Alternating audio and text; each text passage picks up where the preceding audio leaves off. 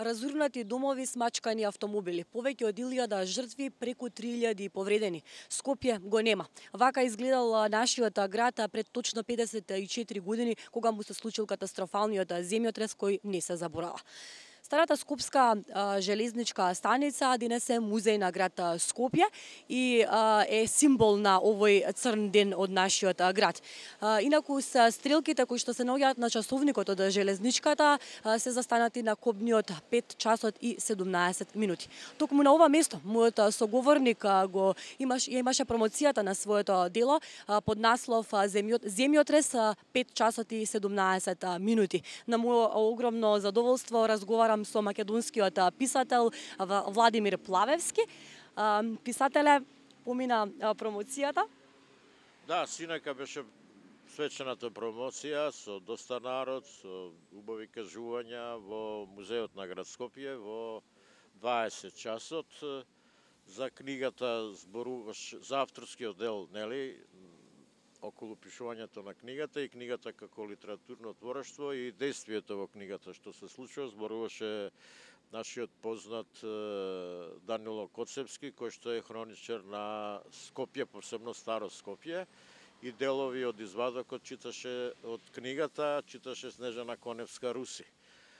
Публиката беше доста задоволна, скоро учествуваше практично со секој здив на кажаната и прочитана збор и на Данило Коцевски и на моето излагање. И сочувствуваше со страотниот земјотрес кој што го разори пред 54 години, голем временски период. Јас ја напишав книгата потикнат од, да кажеме, од тогашната колективна меморија, нели, што им се врежа на сите скопјани кои што го преживеава земјотресот тогаш, и осеќав морална и авторска обврска да напишам роман кој што ќе збори токму за земјотресот. Романот го пишував доста долго, најмалку едно 20 години од почетната идеја, а најповеќе изгуби во тој период околу барање на точните податоци, нели, во врска со самиот земјотрес, со она што се случи и све што се случуваше околу и после земјотресот. Вие сте имале 14 години кога се случил земјотресот, доволно возрастни за да запаметите тие ужасни слики, да ги запаметите, и доволно зрели за да ја почувствувате болката која што им се случила на вашите сограѓани. Каде точно се најдовте вие кога се случи потресот? Тогаш имав 14 години, завршив осмолетка и требаше да продолжам гимназија. Тогаш живеев на Битпазар во една зграда што е сега до здравствениот дом и мостот на булеварот, на трети спрат. Земјотресот ме затекна додека спиев, а требаше дента да патувам со извидници во 8,5 часот на железничка станица. Моите татко, мајка и брат беа на годишен одмор во Задар, а дома бевме останати јас и баба ми. Баба ми отишла на Битпазар за патот да ми купи симит погачи и геврици, нели, да ми се најдат како на внук. И е занимливо што одеднаш, она по низниото кажување, нели, одеднаш почнало да летаат керамиди, работи, да све да се тресе, да се распаѓа, она бидејќи ги поминала сите војни, нели, на Балканот, одна почнала да вика: проклети да сте, пак ли најдовте да не бомбардирате? А некој човек ја рекол: мори баба, какво бомбардирање, земјотрес и она. И она, леле, земјотрес, и внук ми Владо, и се затрчала према зградата. Не е далеко, нели, оние продавници на симити што се на Битпазар, а јас за тоа време убаво се тресев. Ударите беа два, не беше еден. Првиот удар траеше 20 минути, станав, срипав, гледам, све се тресе. Лустрот удар, не се лула, него удара од таванот. Паѓаат шкафови, чаши, шишиња, лупање, прозорот бидејќи беше топло, беше отворен, имав поглед према Газибаба, станав, имаше кратка пауза меѓу првиот и вториот земјотрес, станав, се преоблеков, а веќе кога удари вториот земјотрес во обратна насока, тој дури беше, мислам, нешто појак, посилен од првиот удар. Видов дека се дига прашина, затоа што во тој предел тогаш према Газибаба се беа куќи плитарки. Па, мислам, слуша веќе дека народ бега, вришти, пишти, една паника, од надвор се слуша. И појдов кон вратата во ходникот, вратата не се отвараше од земјотресот. Во еден момент, веројатно, дојде иста состојба, отвори вратата и по скалите, кои што така беа лесно оштетени, истрчав надвор и надвор луѓето по гаќи, по пижами, по спавачки и така, кој како се снашол, се покриени некои со чаршафи. Сите паничено стоевме. После имаше уште еден удар, не толку јак. И за кратко се одма расширија гласини дека паднал офицерскиот дом, дека паднала Народната банка, дека паднал Лажезничката станица, гласини кои што не уплаша, дека дури камениот мост распукнал, дека браната на Матка пукнала наводно, ќе не поплави Скопје и така натака, едни гласини кои што и почнаа да пристигнуваат гласини, овој загинал, го поклопила куќата и така натака, и тогаш не фати сите паника, не фати во моментот на земјотресот, бидејќи бевме свесни, кога Скопјани постојано имаше така послаби земјотреси, и кога јас се разбудив, одма ми беше јасно дека е земјотрес. Тоа бреме кое што го носите сиве овие години ви олесна ли откако ја напишавте книгата?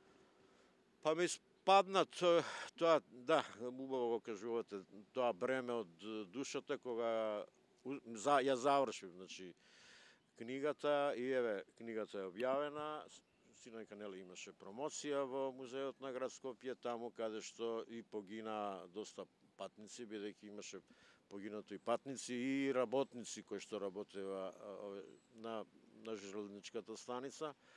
Ете, таа колективна свест е ден денеска не мачи, синојка со читање и искажување на делови од ова ме фати една тага, за тоа што ме подсети на тоа време. Скопје, мислевме дека Скопје повеќе нема да постои. Се зборуваше дека Скопје ќе биде на некое друго место. А ја можам да ви дадам кратки податоци, например, дека бидејќи истражував доста долго со години, дека на 26 јули погинале 1070 скопјани, дека имало 3300 тешко ранети, дека ова е четврти катастрофален земјотрес кој што го погодило Скопје, бидејќи првиот запишан со историски запис е во 518 година, кога тогашен Скупи, кој што бил во Таор, бил до темел разорен, се пројавил процеп долг 45 км, широк 5 км и уште 24 града загинале, биле срамнети со земја, и тогаш Скопје од Таор се доселил во оваа денешна тополокација. Друг сработен земјотрес имало кој што го уништило Скопје во 1555 година, не може да најдам податоци, веројатно се во турските архиви во Истанбул, уште до ден денеска не откриени. Имало тежок и голем земјотрес во 1922 година, не можам наши податоци, меѓутоа најдов податоци во Нью Йорк Таймс од тоа време, таа година, дури со фотографии кога погинале 140 луѓе, и еве страшниот земјотрес кој што го погоди Скопје. И кој што секако не се заборава и покрај... Не заборав, посебно на оние кои што биле во Скопје и го доживеале земјотресот, тоа е незаборавно искуство, се поттиска во свеста, во подсвеста, еве да кажеме не само лично, него и колективно на со сите. Јас долго време разговарав со луѓе кои што биле за земјотресот тука поради книгата. Разговарав и со оние што биле затрпани од урнатините и така натака. Да, кои што биле жртви, некои неколку дена закопани, како се осеќале и така натака. Тие малце и потешко зборува, раскажува, бидејќи и ми беше траурно, нели, да зборат како да... Јас би сакала да се надоврзам со книгата, значи вие зборувате за земјотресот, но низ призмата на една љубовна приказна. Да. Може ли накуса само да го кажеме тоа, за што станува збор во книгата? Вака, книгата хронолошки е подредена 2 дена пред земјотресот, за време на самиот земјотрес, 2 дена после земјотресот, и се префрлува во денешно време со импликации. Се запознаваат момче и девојка на градската плажа, се раѓа меѓу нив на љубов на прв поглед и земјотресот го поклопува момчето. Девојката живее во катастрофалната зграда 13 во Карпош 3, која што целата беше урната. Меѓутоа, по игра на случајноста не спие, не погинува како незиниот татко и мајка, него за вечерта ја преспива кај другарка и потем они цело време се бара за да се најдат во денешнината. Тоа е накратко вака за да ги заинтригираме читателите околу самиот мотив и сижа на книгата. Да, оние кои што се заинтересирани секако нека си ја набават. Да, ја набавиле, посебно оние што го преживеале земјотресот, а веќе од повеќе луѓе кои што би имаа прочитано, веќе зашто испадна скоро пред месец дена, кои што го преживеале Скопје, велат дека доста тешко ја доживеале книгата, посебно оние елементи кај што самиот земјотрес, талкањето низ потолно разрушеното Скопје, потем пак барањето на мртвите, гробиштата во Бутел со сите жртви и така натака. Така да ги враќа спомените. Еве и синојка некој се расплакава на промоцијата, подсетувајќи се на тој период од градот Скопје.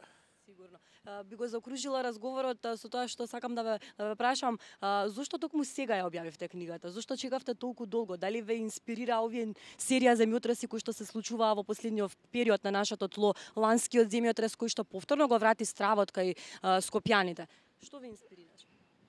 Па самиот земјотрес, нели, некаде пред 20 години добив награда на еден расказ мој, што тогашен студентски збор, кој што повеќе не излегува, го објавија, нели, како награден. Ацо Алексов починат, Бог да го прости, кога го снимавме TV филмот Бог да ги убие шпионите, он го нашол и ми го покаже, вика, ти не се ми кажал, овој многу добар расказ, вика, за земјотресот, зашто не напишеш роман? Идејата беше негова, иницијална каписла, нели? И од тогаш почнав да размислувам како за основната конструкција и почнав да го пишувам, меѓутоа ми требаа податоци кои што не можеше така лесно да ги добиете, нели?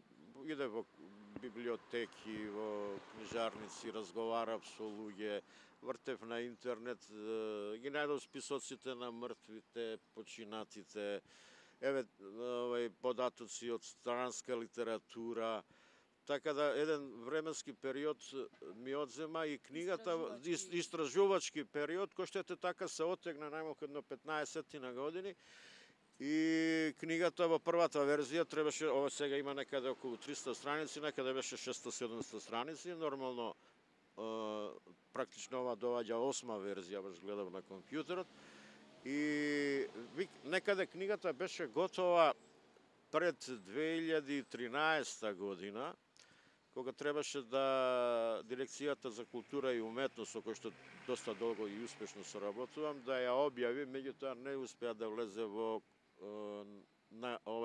за објавување во Министерството за култура. Па од тогаш до ден денеска чекав и успеа преко Македоника Литера да ја објавиме книгата. Нормално и пак ја скративме и дојде до оваа композиција и изглед што е сега. Така, книгата си го доби своето... Да, најпосле книгата го доби своето значење.